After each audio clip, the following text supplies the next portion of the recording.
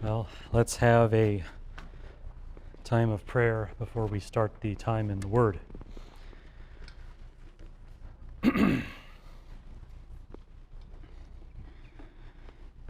Father, we come to you just knowing that apart from you we can't do anything. We come to you also knowing that you've greatly supplied us in Christ with every spiritual blessing in the heavenly places and an open ear to us, since you've dealt with all the sin that would keep your people away from you. We thank you that you've given us such a great welcome and such great help in the past, and now we just ask for your help here in the present. And in this particular meeting, I know there's a lot of heaviness of heart over things happening in Elisa's family, and I just ask that you let your word, and especially your word about your son Jesus, be especially precious to us today. I ask that we'd be able to just take a good long look at our Savior and be warmed and filled by that, and be strengthened with greater resolve for all these things that very much wait for us in our lives, just these conflicts and difficulties and occasions for grief. But we ask that your word would be great and powerful in the middle of all that, and your kindness would be known and felt today, and that you help us all to build up one another in the meeting today. I ask your help for me to do my part in that with this sermon. I just ask that I be able to bring out what Matthew has written about Christ. And we ask that in his name. Amen.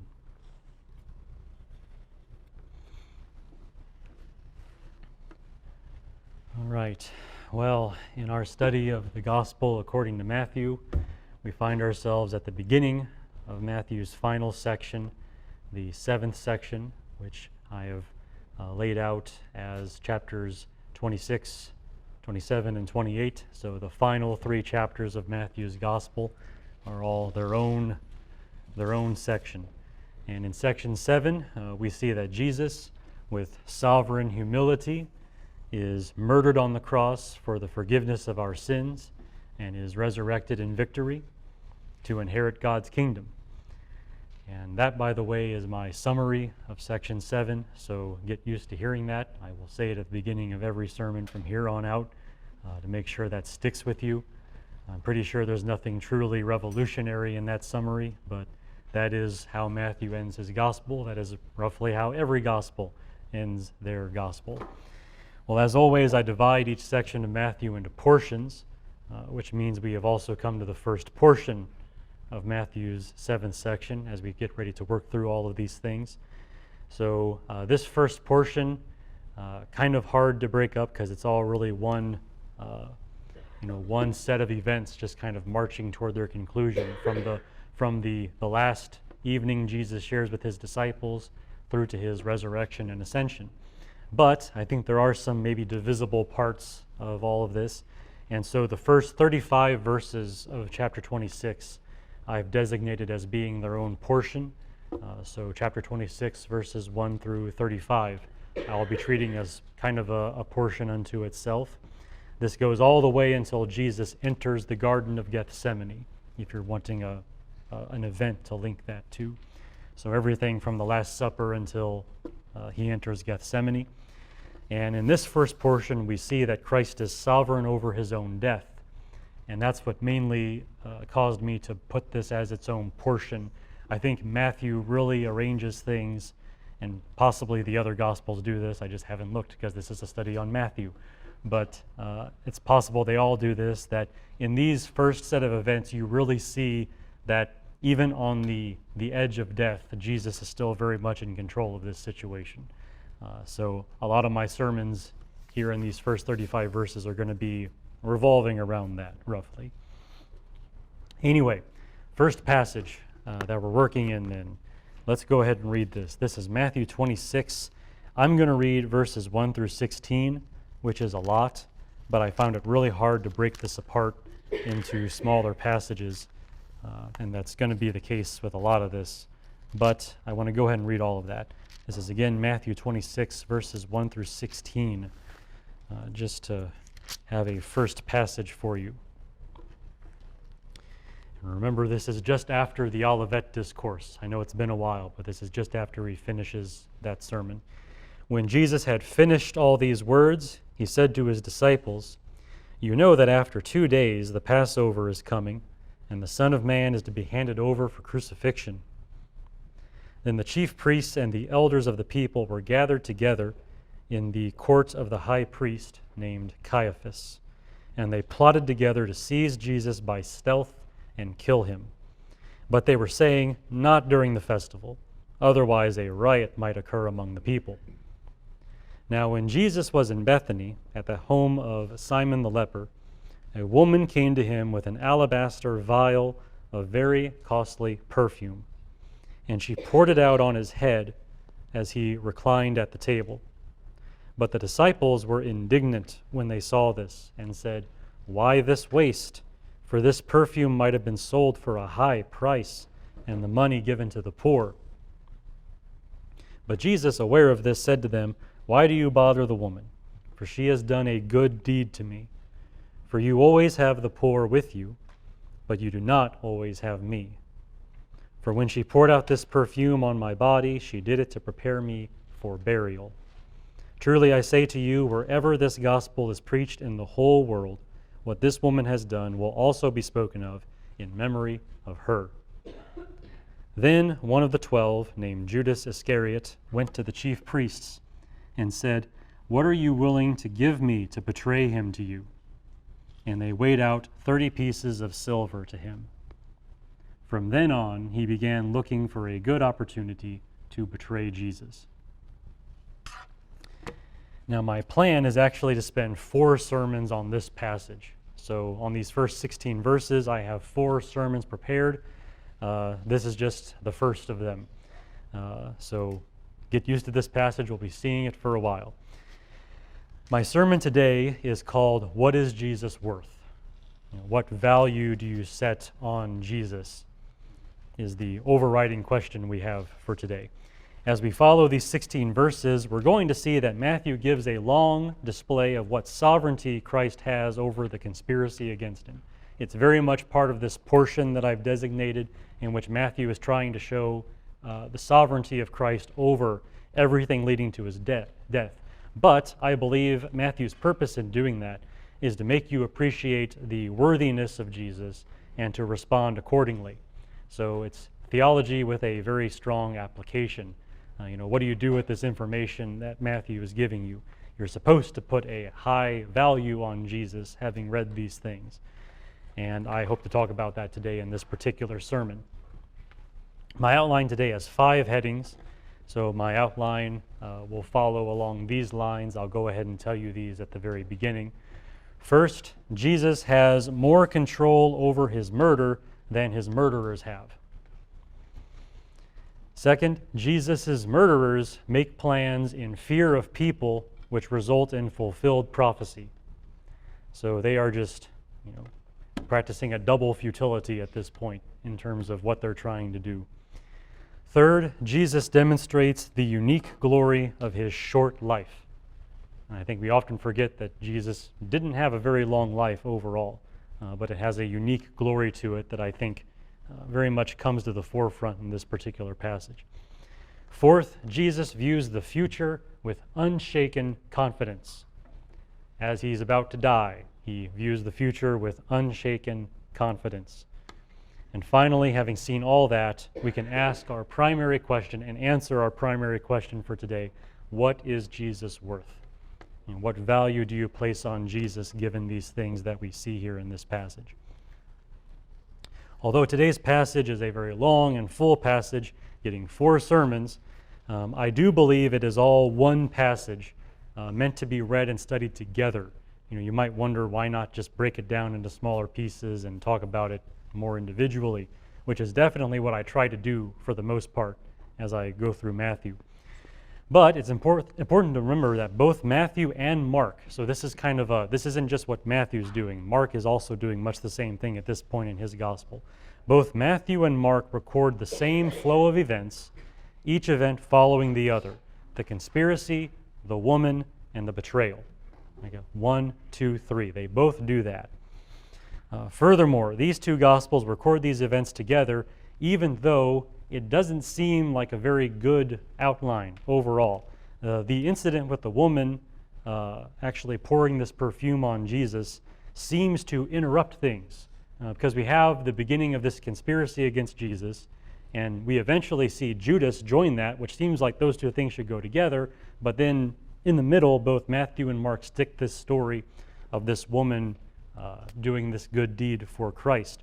So it's just like, why are they doing that? It's not good writing. They must have some purpose for that. Since two of our four Gospels have this very odd arrangement, it seems important enough to ask why. And given that these first 16 verses really are their own passage, and you have to kind of consider it all together as one, which today is what we're doing. In my other sermons that I have on this passage, we'll pick apart more of the pieces, but today I want to just put it all as one big lump and ask, why is it all lumped together the way it is? So that is also kind of framing my sermon, answering this question, why are all these things together? How do they relate to each other? Those kinds of things. But let's begin our trail right here at the very start of the passage and with the first thing that I mentioned to you as part of my outline. In our first heading, we see that Jesus has more control over his murder than his murderers have. The one in control of his steady march to his death is actually the victim at this point. Let's read the first 5 verses again just to get all of it fresh in our mind. When Jesus had finished all these words, he said to his disciples, "You know that after 2 days the Passover is coming, and the Son of Man is to be handed over for crucifixion." Then the chief priests and the elders of the people were gathered together in the court of the high priest named Caiaphas, and they plotted together to seize Jesus by stealth and kill him. But they were saying, "Not during the festival, otherwise a riot might occur among the people." So in the very least, we see that Jesus knows the time of his murder in advance. He probably has a clearer conception of that. He definitely has a better conception of that than the people acting against him. He knows. Matthew has recorded by this point several predictions made by Jesus about his coming murder. The whole journey to Jerusalem, as we were seeing it develop, that was Matthew's 5th section, is just punctuated by these frequent reminders from Jesus to his disciples. Hey, when we get to Jerusalem, this is what's going to happen to me, over and over again. This is the last of these predictions. This is kind of the last time Jesus tells his disciples what is going to happen to him. Each of these predictions have added some new detail. They're not just repetition. They all add something that he's not said previously to them. So in this case, it's a matter of the time frame. Jesus actually specifies a date by which he will be crucified. He says 2 days' time. He's only got 2 days left, as we're counting down the days now, literally days.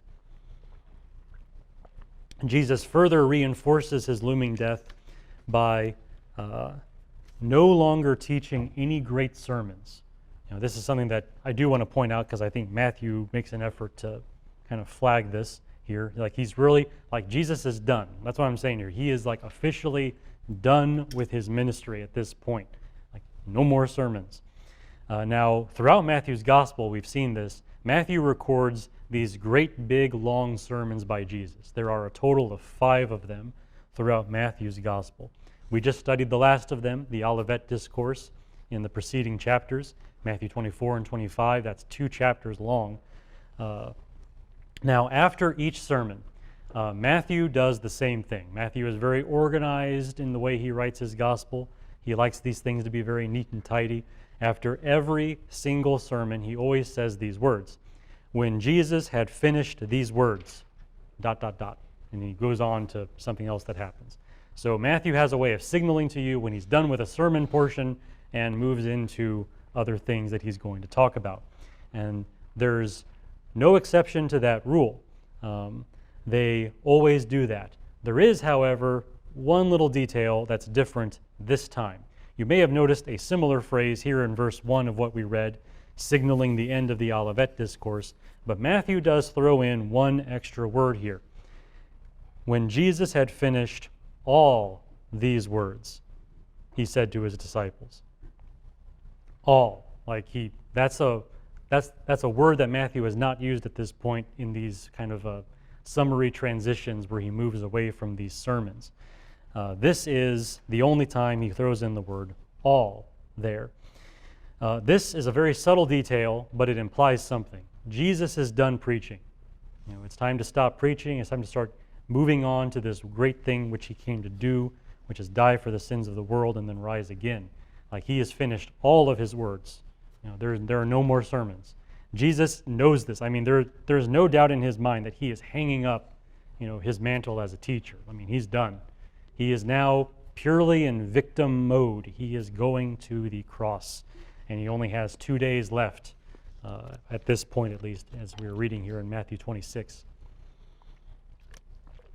And we see, as we continue this line of thought, that Jesus actually controls the action by taking no action, which is a really remarkable way to exercise control over everything, by doing nothing. On a cursory reading, we may think of Jesus as especially passive in his murder, that he's just not doing anything. It's like, if you knew that people were coming to kill you in 2 days, you would leave. You would get out, wherever you are at that moment. You'd get in the car, drive across the country, try to make sure no one knows where you are. And that's the normal way of doing things. Jesus doesn't leave Jerusalem. He seems extremely passive. His very wording implies this. His wording is, the Son of Man will be handed over as though he were a mere object. Just someone picks him up and hands him over to the people that are going to kill him, as though he's not a person with agency who could actually do something. Now, of course, we know Christ is a person. He does have agency. He does have a will. He does have the ability to act.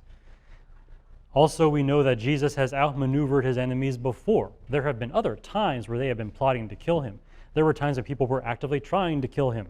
There was that incident with him outside of Nazareth on that cliff. There were plenty of times where the Jewish leaders wanted to lay hands on him. There have been times where people were trying to hurt or kill Jesus, and he did do something. He got out of there. But not this time. This time, he's not doing that. He seems especially passive. He's going to be handed over. Now, this passivity, as we think about it, is not real passivity. It's not actual passivity. It's not a broken man resigning himself to fate. It's not like that at all. Jesus has actually made the active choice to remain in harm's way. He has actually decided just to stay there, stay put. And that choice, even though it seems like doing nothing, that choice actually determines everything that's about to happen in the rest of this gospel story. If Jesus had left Jerusalem and went and hid out somewhere in the countryside, none of these other things would have happened. But Jesus, who knows he's about to die in these 2 days, decides, okay, well, I'm going to stay right here, and we're going to let this play out. By doing nothing, he actually controls everything that's about to happen in the remainder of Matthew's gospel. Furthermore, in taking no action, Jesus still exercised more control over these events than the rulers of that nation planning his murder. You might think still, even after all that I've said, that surely the amount of control Jesus exercises over this through doing nothing is still pretty minimal. But he's actually in more control than the people trying to kill him. We see in this same passage what the members of the Sanhedrin are up to. This Jewish Supreme Court, which has been very much opposed to Jesus, especially as of late, we see them making their plans, and they say something very particular in this passage. They do not want to arrest him and kill him during the festival, the Passover. They don't want to do that. It's like, okay, guys, whatever we do, we can't do it here in Passover because the people are going to make a riot. We don't want any trouble. We can't do it at that time. And everyone's like, yes, I, down the line. They all vote, we're not going to do this during Passover. When did Jesus die? Passover, like the very day of Passover. Like the one thing they decided they were not going to do, they did that. It's like, They have no control over any of this. It's like their one thing they want to avoid doing is exactly what happens. And Jesus knows that. He told his disciples, in 2 days it's Passover and that's when I'm going to die. He knows more than they do. He actually has more control over things. This is not usually how a murder works. Usually the murderer has all the control over the victim. That's why the murder happens. Jesus is in complete control. He's not fazed at all by this. These guys are making all their plans and their schemes. They blow up. Like, they don't really work. Yeah, it ends with Jesus dying, but it didn't go the way they wanted it to. Jesus, in a sense, forces their hand just by staying put during the festival. And then everything unfolds from there. In only 5 verses, Matthew conveys that Jesus has more control over his murder than his murderers have. And that's what's going on here at the very beginning. It's not how it normally happens to people that are murdered, but it is what happened in the case of Jesus. Normally, the murderers are in control, but the enemies of Jesus are not in control, not even when they seem to be at their most powerful. And that brings me to my second heading for today as we keep moving through this passage. The murderers of Jesus make plans in fear of people, but only results in fulfilled prophecy. So there's a kind of double whammy at work here. 2 strikes against these men that are trying to be all stealthy in the way they're going to go about killing Jesus. And they just don't know what they're doing. If anyone should be sovereign over this situation, it should be the Jerusalem authorities. It should be the priests. It should be the elders. They should be the one holding all the cards. But they're not. They are neither in control, not in their conduct, nor in the conclusion, the way they go about things and the way it ends. This is just out of their hands. So again, let's read this passage and see some more details here. When Jesus had finished all these words, he said to his disciples, "You know that after 2 days the Passover is coming, and the Son of Man is to be handed over for crucifixion." Then the chief priests and the elders of the people were gathered together in the court of the high priest, named Caiaphas, and they plotted together to seize Jesus by stealth and kill him. But they were saying, "Not during the festival, otherwise a riot might occur among the people." Now you will probably notice before anything else, the Sanhedrin is driven by fear of the people. These are the people they rule, they govern these people, but they are in fear of these people. Now, the crowds will eventually turn against Jesus. We know that. They don't know that. They don't know anything. They don't know that the crowds are fickle enough to actually switch sides in all of this. But by all appearances, so far in the ministry of Christ, Christ was very popular. He always had crowds of people following him.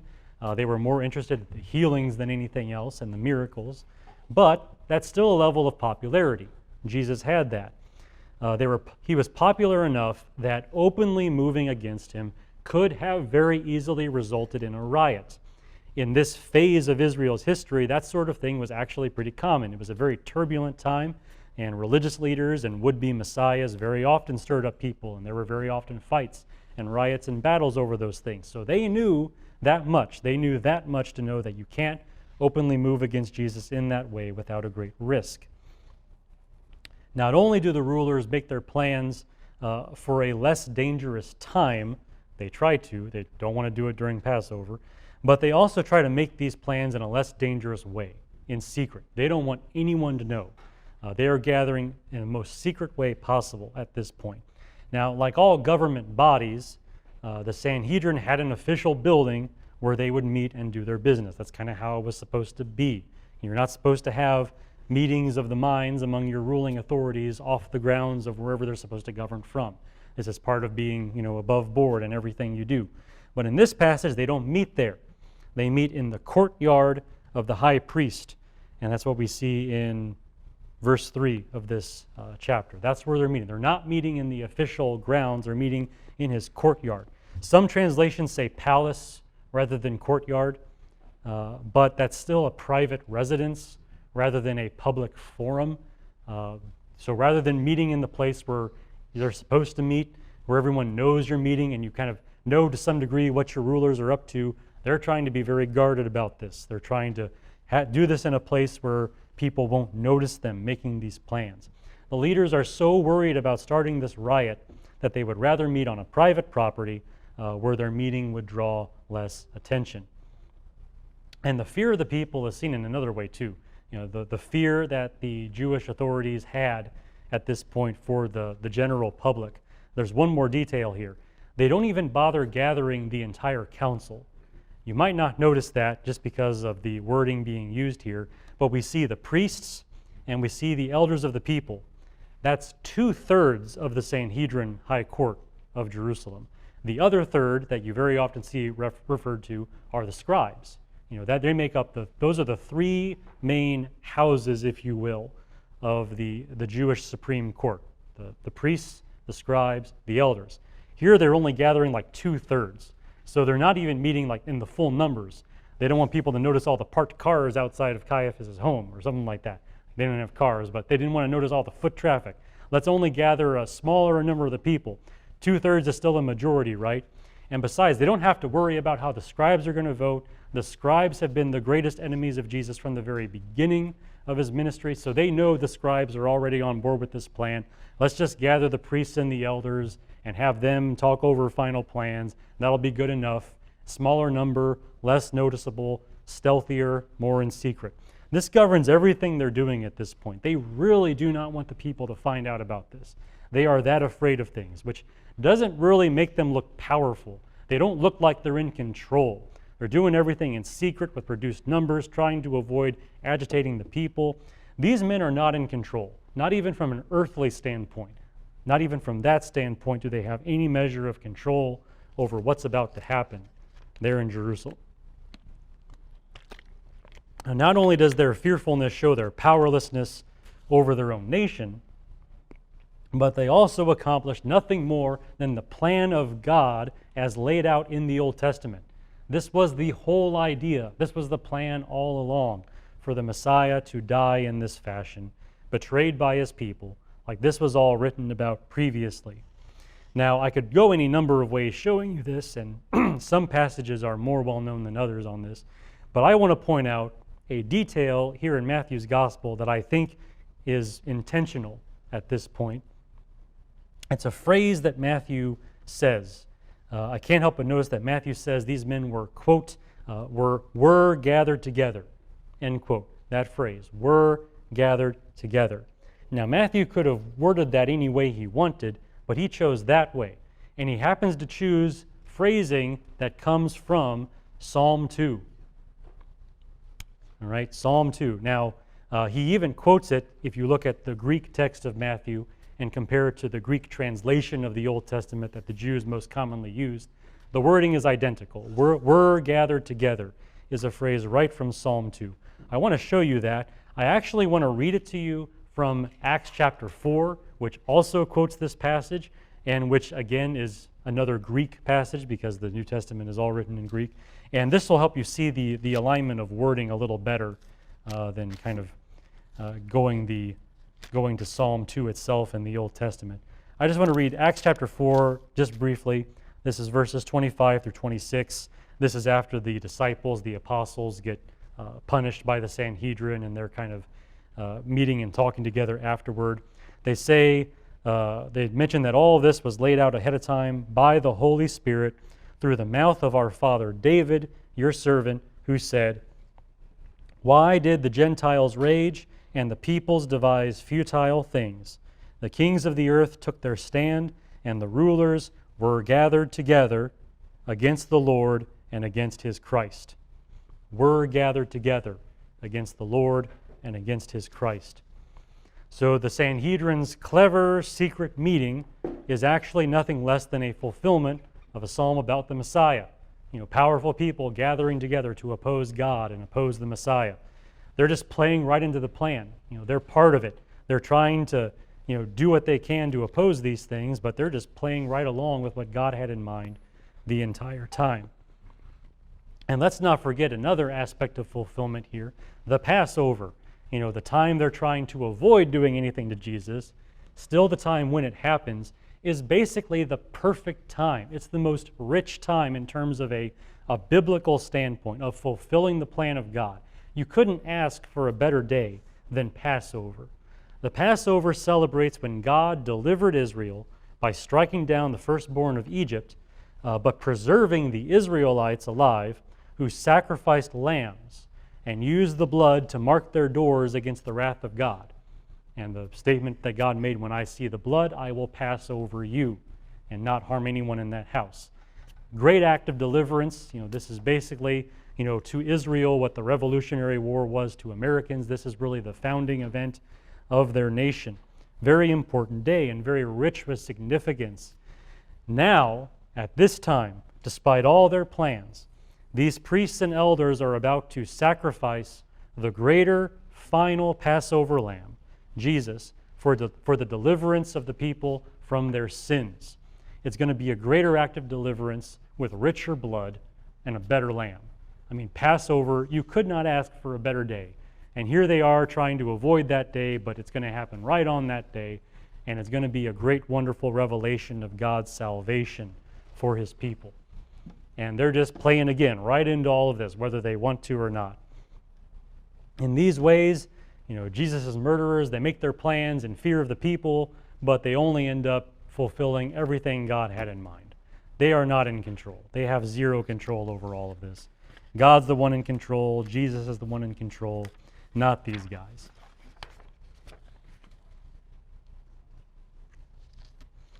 So that brings us to our third heading.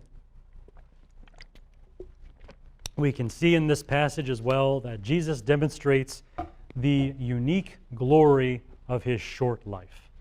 So kind of changing gears here a little bit away from sovereignty now into glory, but definitely still talking about Jesus, the unique glory of his short life. Let's press on a little bit in our passage here. This is verses 6 through 13.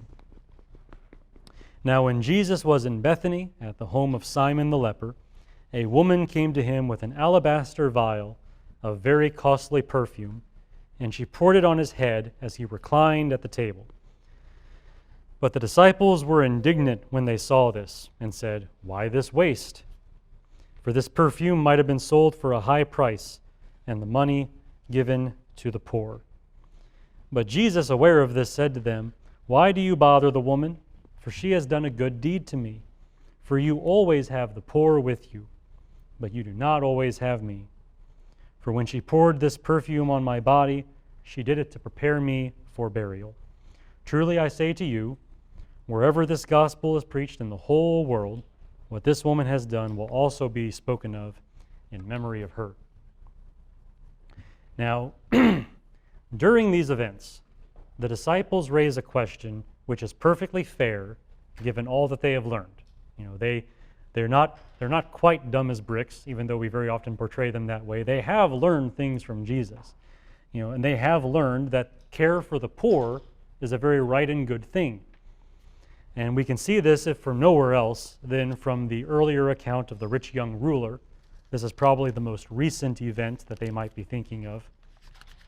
But just to read two verses out of that, this is Matthew 19, verse 21 and 22. This is what Jesus says to the rich young ruler. "If you wish to be complete, go and sell your possessions and give to the poor, and you will have treasure in heaven, and come follow me." But when the young man heard this statement, he went away grieving, for he was one who owned much property. Based on previous teachings from Jesus, that one as well as others, based on previous teachings from Jesus, we see that the disciples raise a question which is perfectly fair. Why not give to the poor instead? Why not take that fancy bottle of rich perfume, sell it for a whole lot of money, do some good with it for people that are down and out? Why not do that? Even the law supports what the disciples say in this, which Jesus seems to know because his wording here is very similar to something that the law of Moses actually says on this point, which perhaps is worth reading just briefly. Deuteronomy 15:11. "For the poor will never cease to be in the land. Therefore I command you, saying, you shall freely open your hand to your brother, to your needy and poor in your land." So from the law of Moses onward, Jews had this idea, and the disciples grew up learning that. Jesus did too. The very wording of Jesus seems to reflect that. The poor will never cease to be in the land. The poor you have with you always. I guess it's a very similar idea. So Jesus knows this. He knows where the disciples are coming from on all this. He probably taught them a lot of these things too and gave them fresh examples of it. Whether based on the law or based on the gospel, the disciples are right to raise the objection they do. The problem is that the disciples, as they often do, only understand a part of the truth. They're only part way there to where Jesus wants them to be. And the part that they're missing is the part that has them all confused. The fact is, what is happening here with this woman and her dealings with Jesus at this point, this is an example of the greatest commandment outweighing the second greatest commandment. See, Jesus taught them this too, but they're not remembering that at this point in time, that the greatest commandment outweighs the second greatest commandment. Giving to the poor is an example of loving your neighbor as yourself, which is the second greatest commandment of the law according to Jesus. There was a point not too long ago there in Jerusalem, just a few days earlier, where Jesus talks about this. But also according to Jesus, the greatest commandment is to love the Lord your God with all your heart, soul, mind, and strength. That is the greatest commandment. It's more important than loving your neighbor as yourself. And here we are at the time of this story, only 2 days away from the murder of Jesus. Excuse me. Only 2 days away from the murder of Jesus, after which it will not be easy to show him the great love he deserves as the Son of God. He is going away. Like there is an ascension after that resurrection, and he will not be among them in the way that he has been. And occasions to show very unique and very personal love to Jesus the time is running out for those kinds of things. If ever there was a time to spend money on Jesus, even to the neglect of the poor, this was that time. The clock is ticking. 2 days left to make any display of devotion that you need to make. And this woman does that. Now, I have more to say about the woman and her actions and her motives in a later sermon that I plan for this passage. So there's more coming about the woman and her perfume and all of that. But I can say now that she rightly obeyed the greatest of all commandments in her actions toward Jesus. This was her way of showing love for the Son of God while he was still among them to receive these acts of devotion. In this passage, we see it proven forever that the true theme of Christianity is not humanitarianism, but the worship of Christ. And that's certainly worth something in keeping us right in our heads about where our priorities ought to be. Even as we do seek to do good to mankind and love our neighbors as ourselves, we got to remember that Christ is at the top of that. God is at the top of that. And we can't reverse any of those things. And all of this, in its own way, here in this passage, demonstrates what I mean by the unique glory of the short life of Jesus, and how he demonstrates that in these events in receiving what this woman does to him, in pouring out this perfume on him. A person may well be tempted to consider the life of Jesus to be of less value than what it is. If they're reckoning by purely earthly standards, they might not put the great value on Jesus that they should. Christ is about to die young as an enemy of the state. Why would anyone consider Jesus any further? He's maybe about 33 years old. That's not very old. And he's about to die with a very soiled reputation. The powers that be of his country are going to flag him as a threat and an evildoer, and they're going to do justice upon him in that respect. I mean, why would we pay any more attention to a man with that reputation? But you got to lay all that aside and realize the truth of the matter. Christ is a person so venerable that even high moral principles must be submitted to his glory. Even the idea of mercy and compassion for the poor must take a back seat to this man, great as he is. Like, he must be lifted up to that exalted position in our minds. And this woman's deed toward him is a great display of that. It very much encases those ideas in an actual event we can point to as something that demonstrates the great value of Jesus' life. This partly explains why Matthew and Mark have joined the story of the woman with the account of the conspiracy against Jesus. It's a great contrast. We see at work the earthly, incorrect estimation of Jesus' value and the proper spiritual estimation of Jesus' value, as shown by the woman. we are led to ask what the correct attitude toward Jesus might be. Is he public enemy number one, or is he the Son of God, worthy of wasting money on him, if you want to put it that way? The disciples certainly would have put it that way at that time. This itself, the juxtaposition of these things raises that question very powerfully. What do we do with Jesus? What do we say about him in light of these things? And we're supposed to say that his short life has a unique glory to it that is worthy of this kind of devotion. Now we can make another observation from this passage, that Jesus views the future with unshaken confidence. And this is my fourth heading for today, that Jesus views the future with unshaken confidence. Although Jesus speaks freely throughout this passage of his coming death and burial in only 2 days, he simply does not act like a man on the verge of death. I mean, he is, if anything, acting like he always has, maybe a little bolder than he always has. He is not acting like someone that has a death mark on him. If nothing else, we see how Jesus spends those 2 days, reclining at table. I love this expression in here. Verse 7, so a woman came to him with an alabaster vial of very costly perfume. She poured it out on his head as he reclined at the table. Here he is, perfectly at ease, despite knowing he will be murdered soon. He's just chilling. That's what he's doing here at this table. If you knew you were going to die in 2 days, you would probably not be reclining anywhere. You would not enjoy any of your meals either. You probably wouldn't eat very much just for fear. People about to die, as long as they are not bedridden, usually spend their energy on settling their affairs. They put their house in order, so to speak, or maybe doing such things as they always wanted to do but never did, their bucket list, if you will. Or perhaps they're just so crippled by fear, pacing back and forth in their homes, they don't do anything. They're just so beside themselves with fear about their coming death. The image of a doomed man reclining at table creates the impression that Christ is not at all alarmed at the end of his life. He's not alarmed by the end of his life. He just doesn't seem to react to it in the way that a person normally would. And if that were not enough, Jesus describes the future as though he wins. The man about to die in 2 days, by his own admission, treats the future as though it belongs to him. Verse 13. Think about the significance of this statement. A man about to die saying this, "Truly I say to you, wherever this gospel is preached in the whole world, what this woman has done will also be spoken of in memory of her."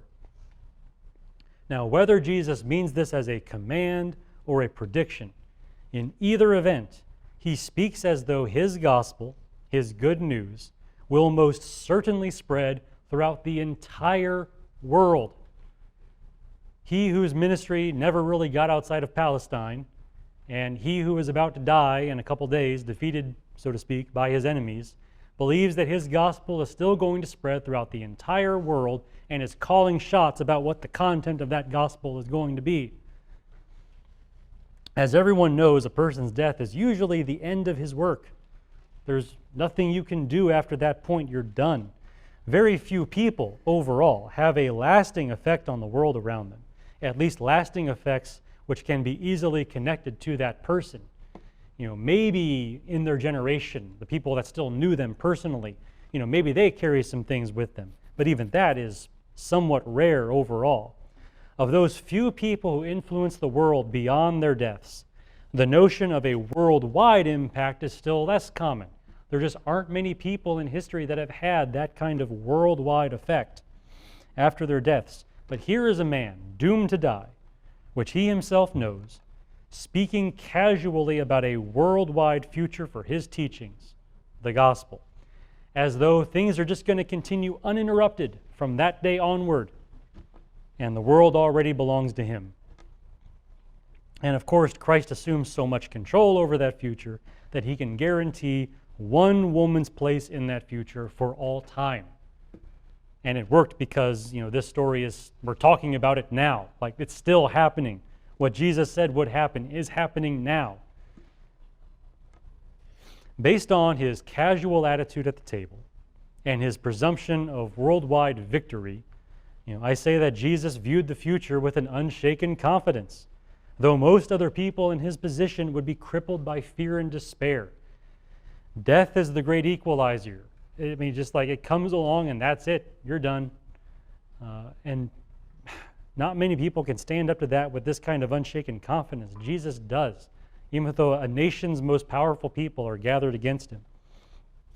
And this unexpected contrast, I suppose, is another reason that Matthew and Mark have woven these different stories together in this place.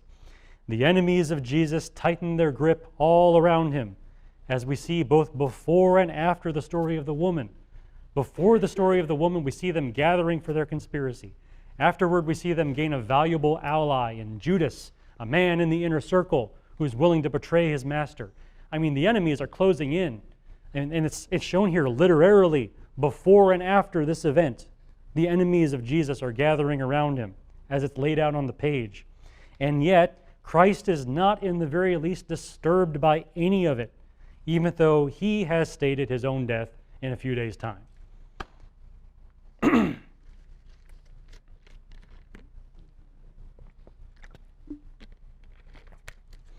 Well, throughout this passage, we have seen what sovereignty Christ has over the conspiracy against him. We have seen who's really in control of these things. We have seen a man larger than life, surrounded and threatened by cowardly, treacherous murderers. A kind of situation that should never happen, but happens all too often, and certainly happens in this case in its most grandiose way.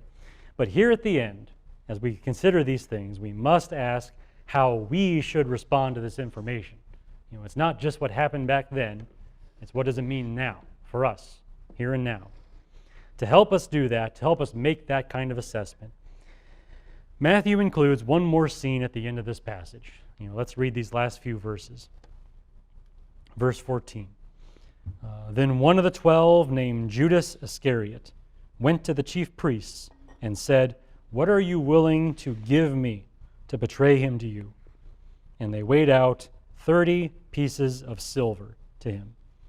From then on, he began looking for a good opportunity to betray Jesus. I have more to say about Judas and his choices, for which I have 2 whole sermons written. So we'll definitely talk more about Judas, what's going on in his mind, what we say about Judas as a person. We'll talk about all that in later sermons. For today, I want to comment more on the contrast between Judas and the woman we read about before. This is, again, I think another reason why these things are together. We're supposed to contrast these two people. And here is the question to ask. What is Jesus worth? What price tag do you place on him? Because in today's passage, we see 2 ways to answer that question. We see it play out. We have already seen how the woman would answer that question. She gave a very definitive answer that was so powerful it was scandalous to those who saw it. She looked around her house and found what must have been the most valuable item in her possession, that vial of costly perfume.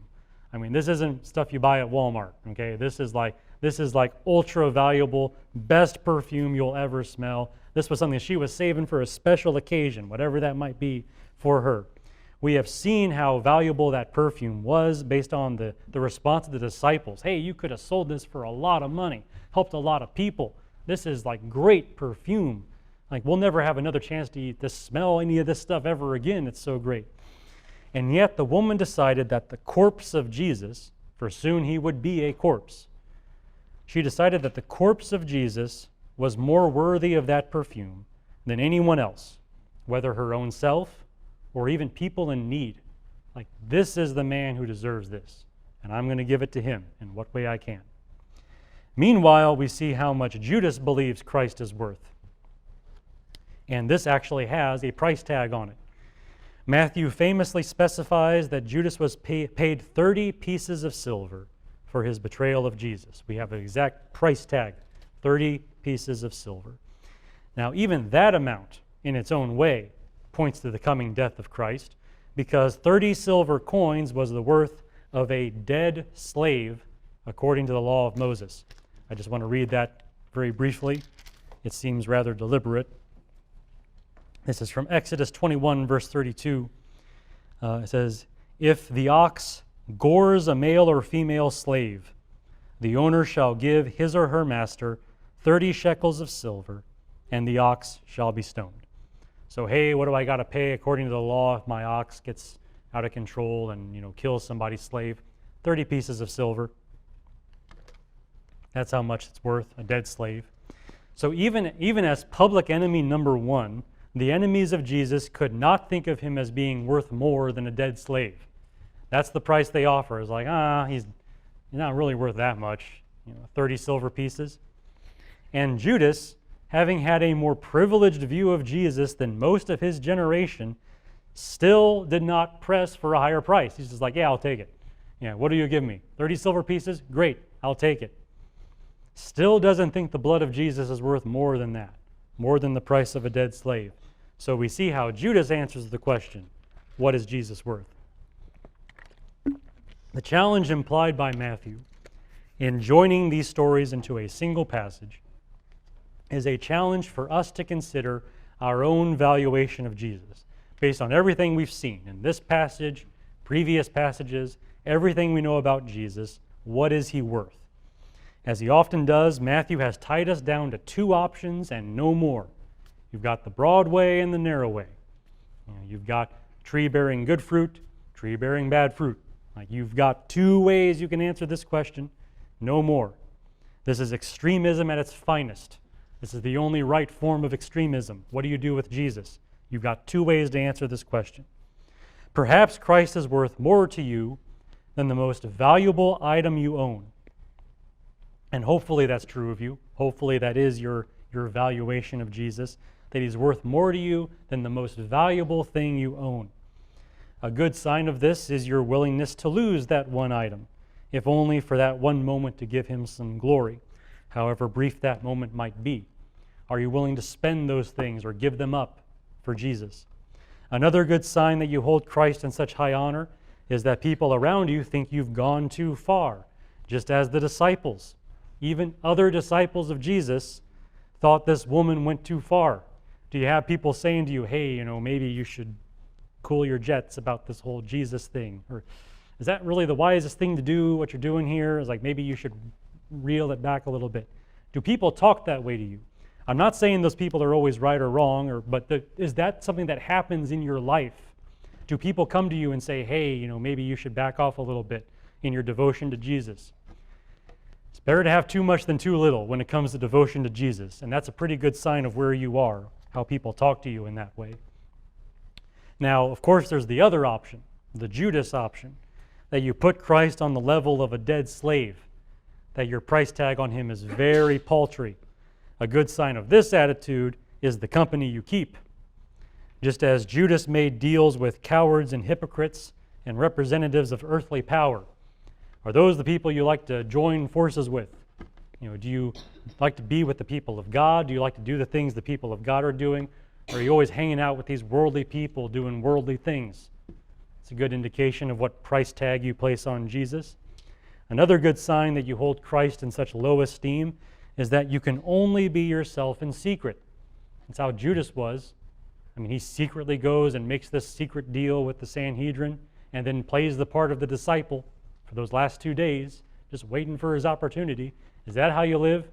Do you live for real when you're outside of the company of God's people? It's another good indication of the price tag you put on Jesus.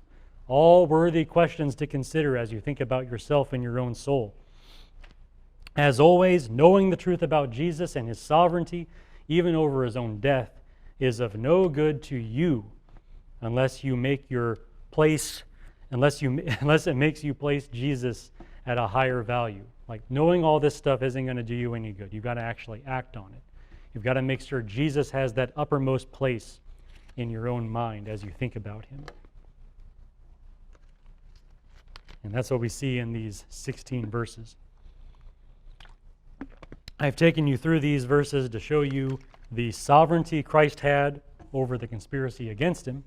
But the purpose of doing that is to make you appreciate the worthiness of Jesus and to act accordingly, to actually be more like the woman and less like Judas.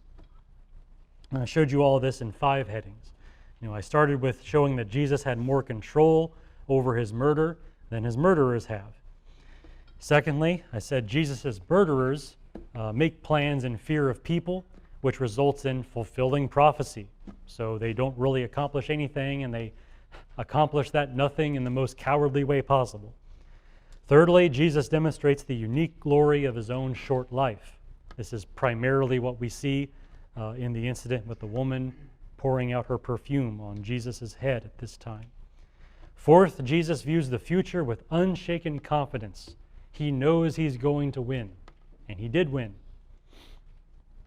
Finally, having seen all that, we ask the question, what is Christ worth? And I tried to give you some questions to ask yourself as you search your own heart on these things.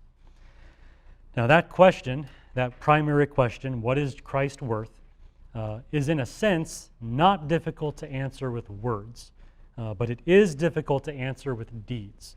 It's very easy to say that Jesus is my everything, but when have you broken your most valuable possession to the glory of Jesus? When have you poured out perfume on him? When have you done those kinds of things?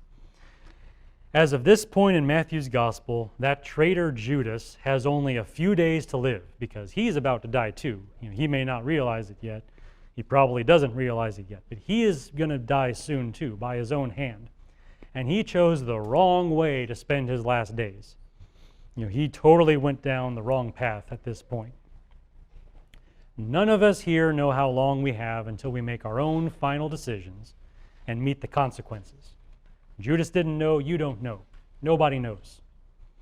Therefore, let's all settle this matter for certain in our own lives with an answer more like the woman. Let's make sure we've got this right in what days we have left, however many they may be, however few they may be. Let's make sure we have this right and we have given Jesus the proper amount of worth in our own minds and hearts. And that is the substance of what I had to say today. Next time, I have 2 sermons planned talking about Judas. We'll get into those next time I preach. After that, we'll talk more about the woman, and all of those will answer the usual questions people have on that. But that's all for today. Are there questions or comments about any of this?